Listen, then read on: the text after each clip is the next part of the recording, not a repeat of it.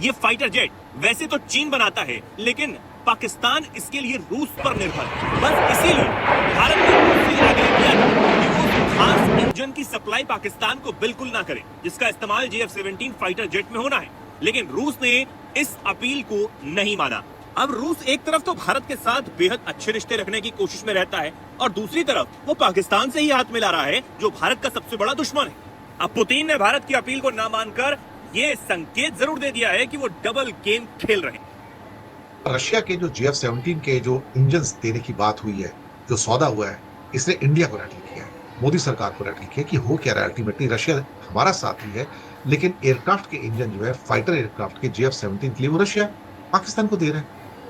मुझे लगता है कि प्रेशर टैक्टिक्स है पूरी की पूरी, और प्रेशर टैक्टिक इसके लिए है कि भारत Su-57 या S-500 के अंदर कोई इंटरेस्ट नहीं दिखा रहा है और एक दबाव डाला जा रहा है कि भैया अगर तुम माल नहीं लोगे तो मैं किसी और को बेच दूंगा, क्योंकि मुझे पैसे की जरूरत है इस समय। रशिया ने पाकिस्तान को JF-17 इंजन देने का वादा किया है और डील किया है उसके साथ। JF-17 के जो इंजन है वो RD-93 इंजन हैं, और इंसिडेंटली ये रशियन इंजन है जो चाइना भी यूज करता है अपने JF-17 के अंदर।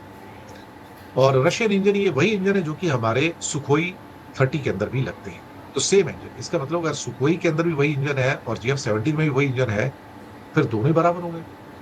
इसके अलावा राफेल जो है 4.5 जनरेशन का है, JF-17 भी 4.5 जनरेशन का है।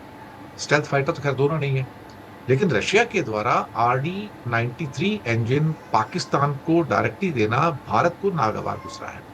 भारत ने कहा कि आप डायरेक्टली मत दीजिए, आप जो वाया चाइना को देते हैं उसके थ्रू कीजिए जो करना है, और हम इस बात को पसंद नहीं करेंगे अगर आप डायरेक्टली डील करते हैं पाकिस्तान से और JF-17 का इंजन डायरेक्टली आप उनको देते हैं।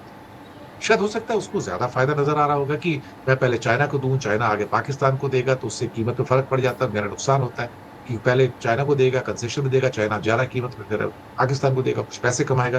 तो इससे अच्छा वो जो ज्यादा पैसे हैं वो सारे रशिया क्यों नहीं डायरेक्टली ले ले।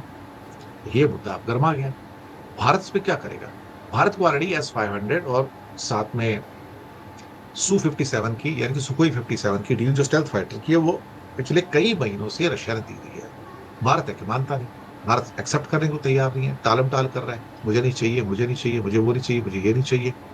और कहीं ना कहीं इंडिया को लगता है कि अगर ले लिया तो अमेरिका नाराज हो जाएगा, अमेरिका वैसे ही नाराज पड़ा है, भिगो भिगो के मार रहे हैं हमको रोज। तो ये जो नाराजगी है जो बढ़ती चली जा रही है, उससे कैसे डील किया गया, सारी बड़ी प्रॉब्लम है। पाकिस्तान को देके शायद वो RD-93 इंजन देके वो भारत के ऊपर प्रेशर डालना चाहता है कि भैया अगर तुम नहीं करोगे तो मैं पैसे कमाने के लिए, मुझे पैसे की जरूरत है, मैं वॉर कर रहा हूँ, तो वॉर के अंदर मुझे पैसा चाहिए, तो पैसा जो देगा मैं उसके साथ काम करूंगा। तो उन्होंने पाकिस्तान को दे दिया। तो ये प्रेशर टैक्टिक है। इस दुनिया के अंदर जो भी होता है साहब, वो प्रेशर टैक्टिक के दौरान ही होता है और कुछ नहीं होता है। और प्रेशर डालना ये डिप्लोमेसी साहब असली देखा गया। भारत और रूस के बीच संबंधों की मिसाल दी जा सकती है। ये वही रूस है जिससे भारत ने मित्रता उस समय भी नहीं तोड़ी जब अमेरिकी राष्ट्रपति डोनाल्ड ट्रंप ने भारत पर इन संबंधों के कारण मोटा टैरिफ लगा दिया था।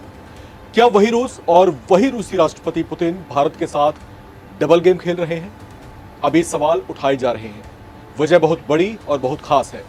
दरअसल रूस ने भारत की एक पेशकश को ठुकरा दिया है। पेशकश भारत की सुरक्षा से जुड़ी थी।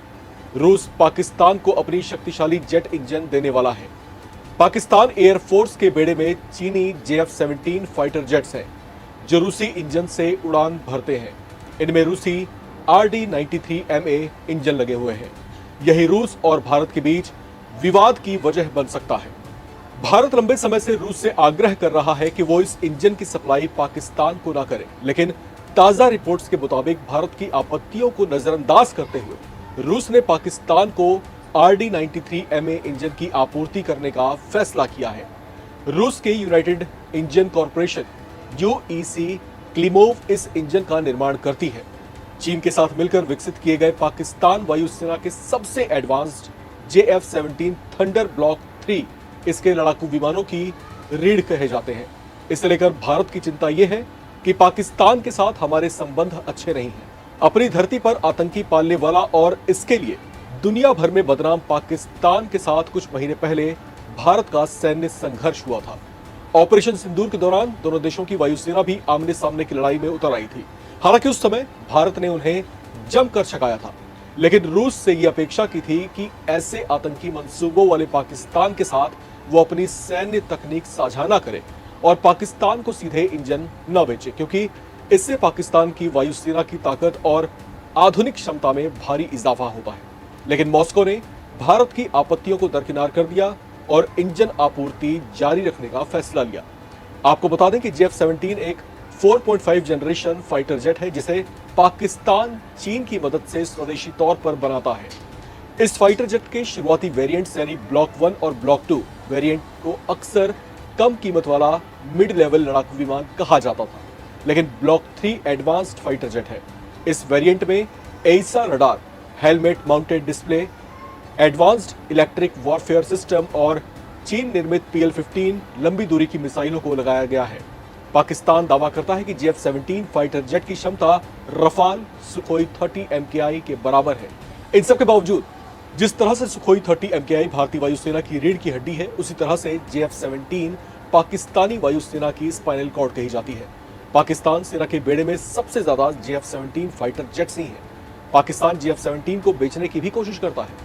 माना जा रहा है कि रूस के ताकतवर RD-93MA इंजन के साथ JF-17 बाजार में और ज्यादा मजबूती से सामने आएगा।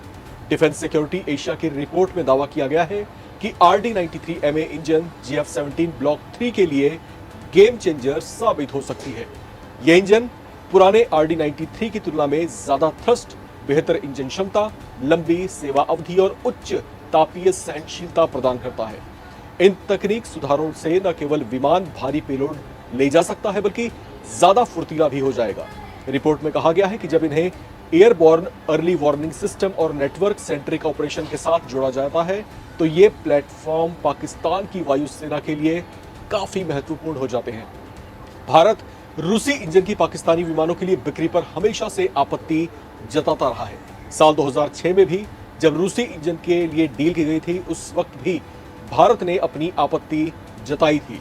2006 में नई दिल्ली ने चीन को पाकिस्तान की RD-93 इंजन फिर से निर्यात करने की अनुमति देने के फैसले को जो है इस पर आपत्ति व्यक्त की थी, लेकिन रूस ने उस वक्त दलील दी थी कि वो सीधे पाकिस्तान को इंजन नहीं बेच रहा बल्कि वो चीन को अपने इंजन बेचता है। यानी रूस ने भारत के ऊपर आने वाले खतरों से अपना पल्ला झाड़ लिया था और रूस ने एक बार फिर से ऐसा ही किया है। ऐसे में सवाल उठ रहे हैं कि रूस का ऐसा रवैया क्या भारत के साथ उसके संबंधों को प्रभावित कर सकता है? जी हाँ, एक्सपर्ट्स का मानना है कि जिस तरीके से पिछले कुछ सालों से जिस तरीके से रशिया इस मुद्दे पर भारत की जो मांगे हैं उसको ठुकराता रहा है, इससे दोनों देशों के सामरिक संबंधों पर प्रभाव पड़ सकते हैं। रूस ने तोड़ दिया भारत का भरोसा। भारत के साथ रूस का डबल गेम। भारत ने मना किया, फिर पाक के साथ व्यापार क्यों? अंतर्राष्ट्रीय राजनीति में एक बात साफ साफ कही जाती है कि यहां ना तो कभी कोई किसी का परमानेंट दोस्त होता है और ना ही परमानेंट दुश्मन। यही बात अब रूस पर सटीक बैठती हुई नजर आ रही है। दरअसल भारत और रूस के रिश्ते काफी अच्छे रहे हैं। ट्रंप टैरिफ के खिलाफ जाकर रूस ने भारत का साथ देने की बात कही और भारत के लिए बड़ी बड़ी बातें की। ये फाइटर जेट वैसे तो चीन बनाता है, लेकिन पाकिस्तान इसके लिए रूस पर निर्भर है। बस इसीलिए भारत ने रूस से आग्रह किया था कि वो उस खास इंजन की सप्लाई पाकिस्तान को बिल्कुल ना करे जिसका इस्तेमाल JF-17 फाइटर जेट में होना है, लेकिन रूस ने इस अपील को नहीं माना। अब रूस एक तरफ तो भारत के साथ बेहद अच्छे रिश्ते रखने की कोशिश में रहता है और दूसरी तरफ वो पाकिस्तान से ही हाथ मिला रहा है जो भारत का सबसे बड़ा दुश्मन है। अब पुतिन ने भारत की अपील को ना मानकर ये संकेत जरूर दे दिया है कि वो डबल गेम खेल रहे हैं। तो क्या ये डबल गेम भारत के लिए आने वाले समय में भारी पड़ जाएगा और क्या रूस और भारत की दोस्ती में खटपट आ जाएगी? इन सवालों के जवाब देने के लिए हमारे साथ डिफेंस एक्सपर्ट संजीव श्रीवास्तव मौजूद हैं। वो बताएंगे कि आखिर अब क्या होगा। जाहिर है कि रशिया अपने लिए अपने बाजारों अपने हथियारों के लिए नए बाजारों की तलाश कर रहा है। रशिया भी अपने डिफेंस एक्सपोर्ट्स को लेकर के डाइवर्सिफिकेशन की रणनीति पर काम कर रहा है और इसी प्रक्रिया में वो पाकिस्तान के साथ भी अपने डिफेंस इक्विपमेंट्स को एक्सपोर्ट करके वहाँ से कुछ आर्थिक लाभ उठाना चाहता है।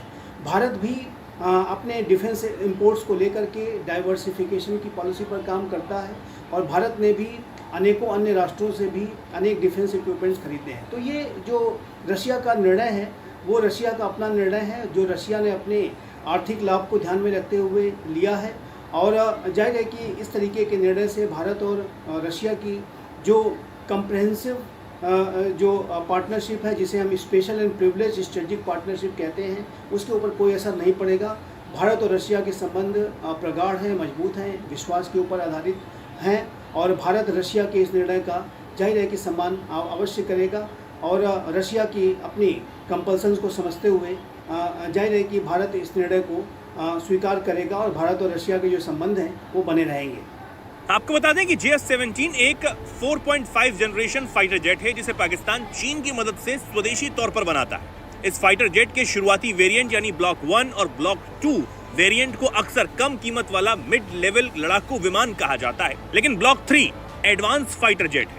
अब जिस तरह सुखोई 30 MKI भारतीय वायुसेना की रीढ़ की हड्डी है, ठीक उसी तरह JF-17 पाकिस्तान की वायुसेना की रीढ़ की हड्डी मानी जाती है। पाकिस्तान सेना के बेड़े में सबसे ज्यादा JF-17 फाइटर जेट ही मौजूद हैं। इस फाइटर जेट को पाकिस्तान बेचने की भी कोशिश करता है।